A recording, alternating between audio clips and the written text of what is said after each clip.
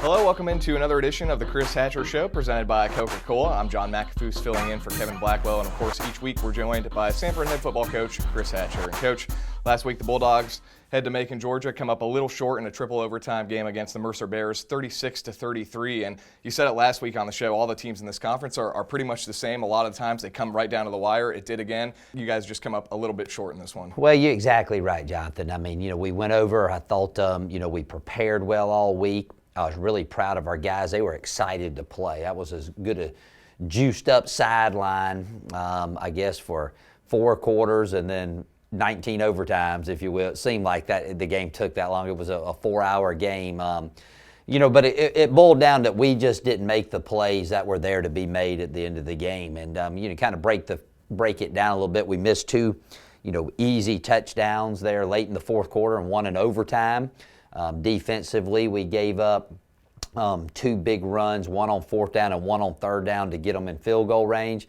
And then we had 2 special teams miscues. And, when you play a team that's evenly matched with you, you're on the road and it comes down to an overtime situation, you got to make those plays. So at the end of the day, as coaches, we're constantly trying to find ways to put the guys in a better position to succeed.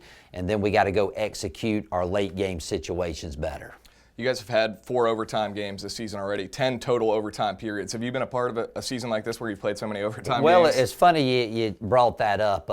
Yesterday, one of my coaches came to me, who's our analytical guy, in 2008. He said, Coach, you hold the record at Georgia Southern in NCAA football for playing 4 overtime games in the same season, and you just tied your own record. And I don't know if I'm not calling them good in overtime. I need to figure something out. But the other day it just felt like we shot all of our bullets just to get to overtime.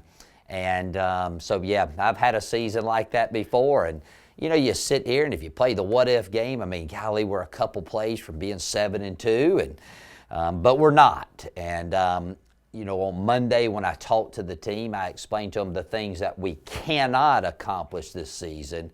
And then I explained what we still have left to accomplish. And I'll be honest with you, Monday's practice may have been the best practice we've had all season. And you've heard me on this show each and every week with you or Kevin that I really like our team. And they prepare well. We played hard the other day. Unfortunately, we came up a little short. Let's talk about the offense. A couple individual performances worth singling out. We had a couple career highs. Jay Stanton over 140 yards on the ground, and Robert Adams over 100 yards receiving. First of all, Jay, he's really had a great season. I thought the past couple weeks he hasn't played like he did the first couple games he got into. Been a little banged up. The other day, that was the Jay Stanton that I've come to know. Great game. And then, Robert Adams, I can't say enough about that guy. Since he's been here, he's been a great special teams player. He's been a good role player offensively. And then at the end of last season and this season, the guy's playing lights out. I asked him yesterday if there was any way we could try to find something in his past to be able to get him an extra year. But he's a really good player, and a lot of things he does goes unnoticed. But that's a guy we're going to really miss next season. And on the defensive side of the ball, another big game for John State. In 22 total tackles, he's leading the nation in total tackles. He's second in tackles per game. What have you seen out of him this year? He's just been very consistent, and he's a guy that we moved to the middle backer position right before the first game against Youngstown, which seems so far ago. It seems like last year. And each week he's gotten better there. So I think one thing that has helped him a lot is our defensive line has improved over the course of the season to allow him to roam a little bit more. But again, he's just been very solid all year. You're back at home this week. It's homecoming. It's also senior day. Talk a little bit about the senior class and what they've meant to you. Well, a lot of these guys came in, were in the first class that I signed as the head coach here. And so, that's always a tough day for me because you spend so much time with these young men, trying to help teach them the tools and standards to go out and make the world a better place. We talk about that all the time. So not only will it be the last game of the year that our fans will get to see us here at Seibert Stadium, but sending those seniors out for one final time at home Is always an emotional time, not only for the players and their parents, but for the coaches as well. And we got a lot of good ones. We're going to honor 24 of them that have been good hands, if you will, for the Samford football program. And it'll be Chattanooga on the field. What do you see out of the Mocs so far? Well, I always say each and every year I think they got the most talent in the league, and they've kind of struggled a little bit. If you thought our schedule was hard, their schedule has been brutal this season. So they're kind of coming in their own first year. Coach Rusty Wright got a lot of ties there at Chattanooga.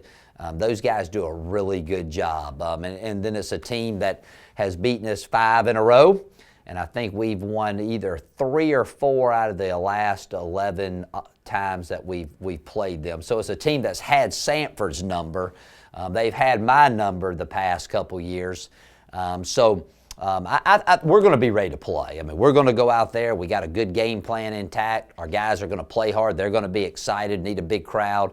And then hopefully, it's like any Southern Conference game. It's going to come down the fourth quarter, and maybe we make a few plays this time to get us over the hump. Yeah, you mentioned the history they've had against you guys recently. What do you have to do to reverse that trend this week? I think it's just we got to go out there and play hard and execute. And I know that sounds cliche-ish, but we need to do that. And that's something that we have not done consistently throughout the course of the year. We've had some times where we played really well, but we're going to have to play really good football in order to win this game Saturday. Coach, appreciate your time. Best of luck on Saturday. Thank you, buddy.